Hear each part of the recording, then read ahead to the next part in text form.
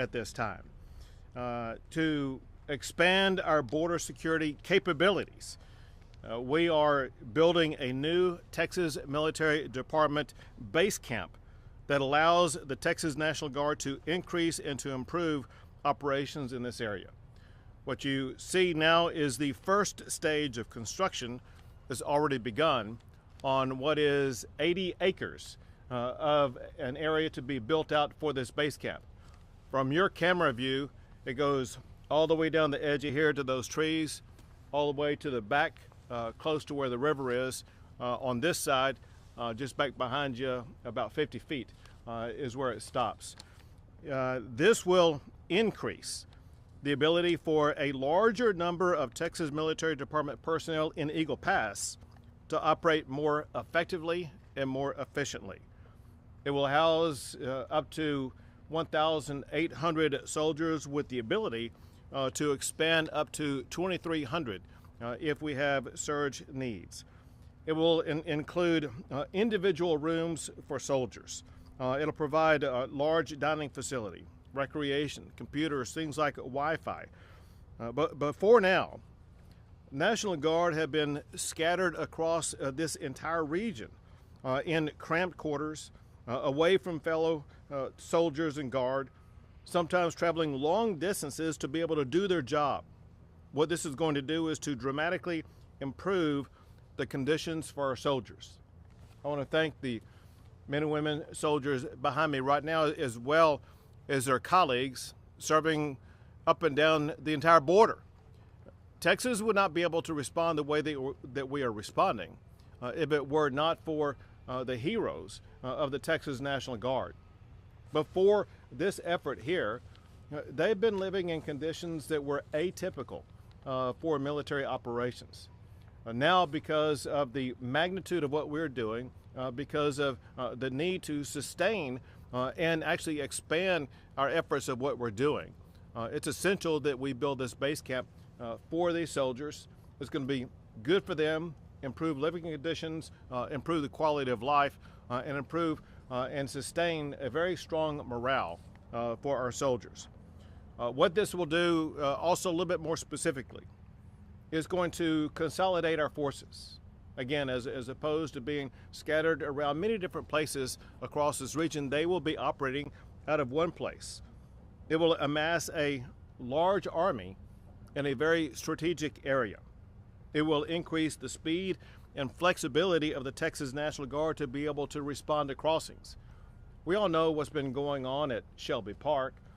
Actually, what's going on at Shelby Park is now less than what was happening a month ago or 2 months ago or a year ago, definitely. But what we need to be able to do, and that is to make sure that the National Guard has the flexibility and the proximity to any type of crossings north or south of Shelby Park, so that they will be able to move swiftly to those locations and be able to impede the ability for anybody to cross illegally. This will organize substantial forces also to expand the razor wire barriers that are going up. In this area, listen, we've seen the effectiveness of the razor wire in Shelby Park, where crossings have gone from 3,000, 4,000, or 5,000 people a day to less than 1% of that crossing illegally per day. And that's because of the effectiveness of the razor wire. Our goal is to make sure that we expand the effectiveness of that razor wire to more areas along this border.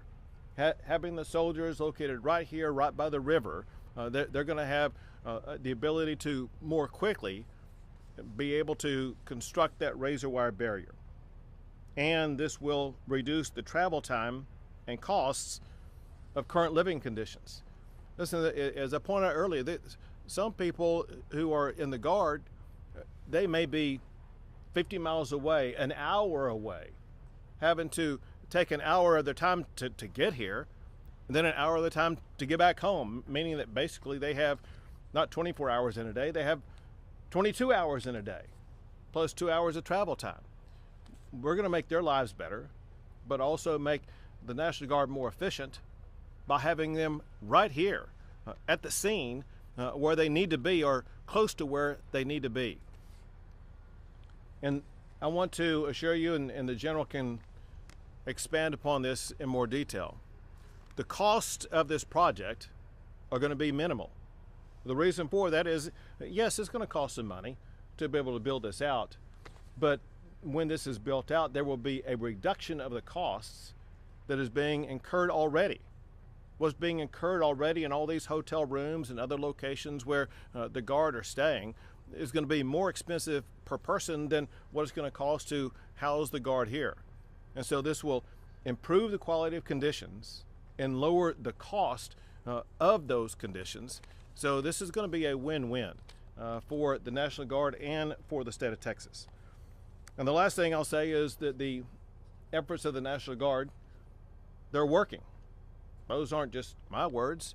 Those are the words of experts who have analyzed the data of what's happening on the border here, and they are saying that the resistance that the Texas National Guard has provided is ensuring that there is a reduced number of people crossing the border. So illegal crossings are down, and coincidentally, razor wire barrier is up, and we will continue to muster the efforts that are needed to make sure that Texas does the job that the United States Congress has mandated. The United States Congress has mandated for barriers to be built on the border. Biden is not building those barriers. Texas, however, is doing the job that Congress has mandated in law. And for that, I want to express my gratitude to the Texas National Guard for stepping up and getting that job done. Now I'm going to call up the Adjutant General, General Seltzer. Thank you, Governor. Good afternoon, everyone. First of all, the Governor is employing every available resource and strategy as he executes his known right to protect and defend the borders of Texas. What I want to say, first of all, is this is an expansion of what we're seeing from the Shelby Park events. We've shut down Shelby Park. This base that we're setting up here, Forward Operating Base Eagle, is an 80-acre complex that extends along the water in the Rio Grande and is situated about 6 miles south of Shelby Park.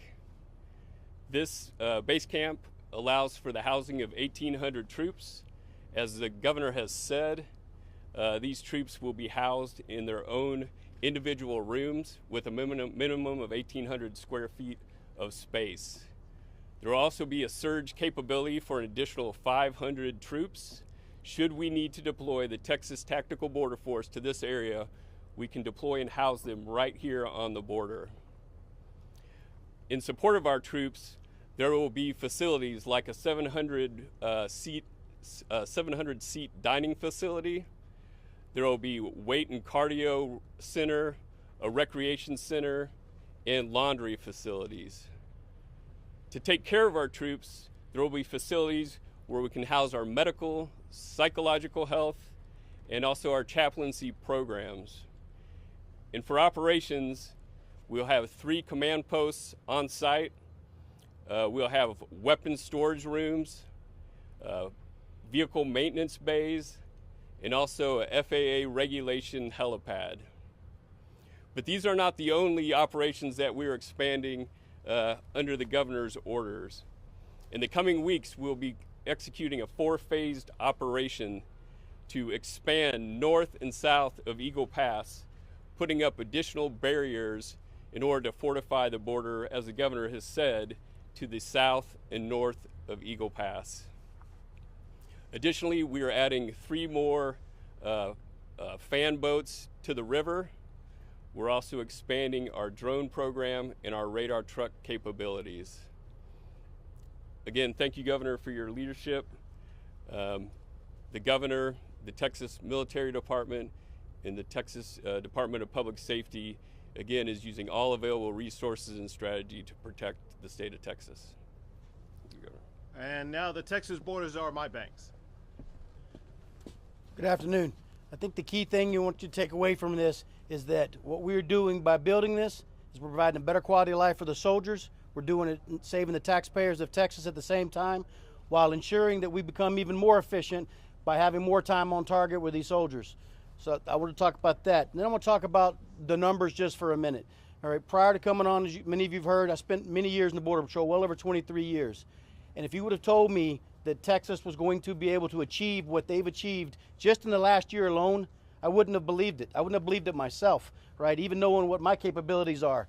But the very fact that you look at one sector in Tucson, Arizona, and every day for the last month and a half, that sector has out-apprehended and had more crossings than the entire state of Texas, right? If you look at 3,000 to 5,000, there was a single day when there was over 6,000 people that came through that border right there in Eagle Pass. And to see those numbers decrease the way they have, at the significant number they have, to where we've gone to 1% of what was crossing a month and a half, 2 months ago, I think it's phenomenal. It's a testament of what these soldiers are doing, what DPS is doing, and achieving what the governor has set out for us to achieve. And so I think what you're going to see is we're doing what you call gain, maintain, and expand. We've gained control of this area. Now we're going to maintain that control as we continue to expand those operations to bring that same level of reduction across the border in the state of Texas. And Governor, I applaud you for your leadership and the moral courage to stand up and do what this administration is not doing. It's just absolutely absurd to believe that we have to fight the federal government daily. You know, so it's either do the job that you've been mandated by Congress to do as the federal government, or just get out of the way and let us get it done, because Texas is going to protect Texas. And I thank you for that, Governor. Thank you to Mike Banks, the Texas border czar, who, as you all know, and he just said, he served in the Border Patrol for 23 years. But the point I want to make is just during his time here today, he has spent more time on the border as border czar of Texas than Kamala Harris, the federal border czar, has spent on the border in Texas. Last thing is, once again, I want to express my gratitude to General Seltzer and the Texas National Guard for going above and beyond to make sure that they are showing the way that Texas will defend itself from the lawlessness that's been created by Joe Biden's refusal to follow the laws of the United States Congress and secure our border. I'll take a few questions. With the decline in crossings, why do you think this base is necessary? Listen, we have been successful in reducing crossings in Shelby Park. One thing that we know is the cartels and the migrants will explore areas both north and south of that park. If we don't maintain and expand our defense, those migrants and the cartels will exploit those openings. We want to ensure that we deny the exploitation of those openings. Second is, as we all know, come springtime, there's going to be additional caravans that are making their way through the southern and central part of Mexico, deciding where they are going to be going.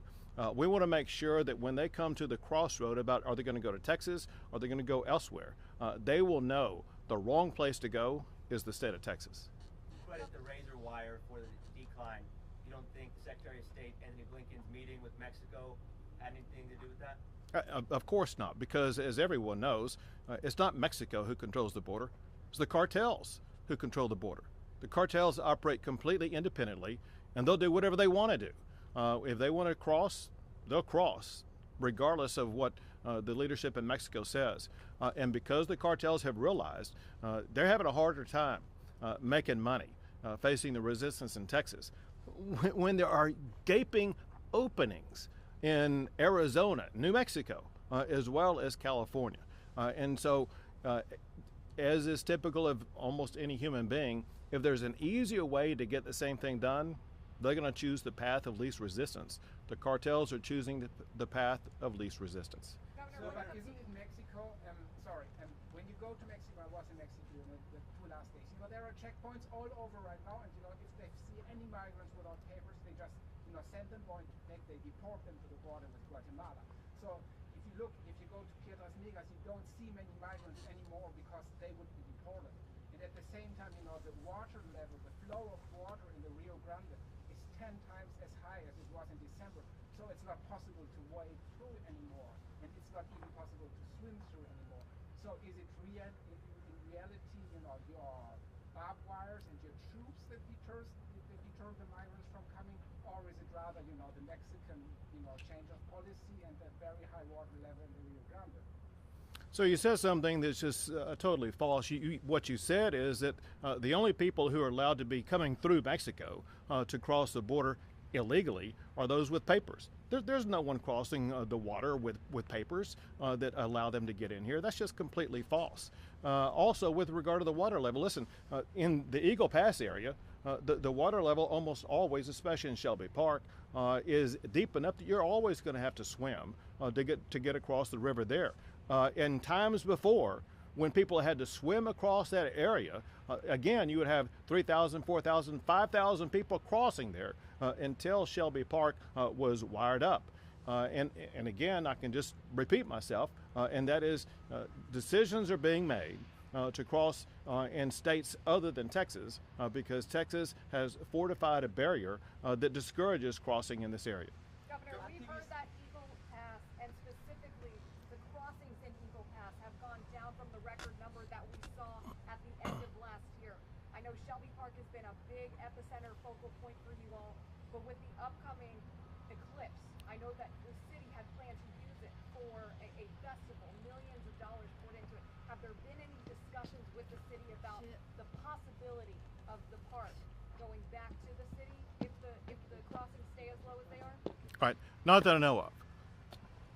Two more questions? I have a question.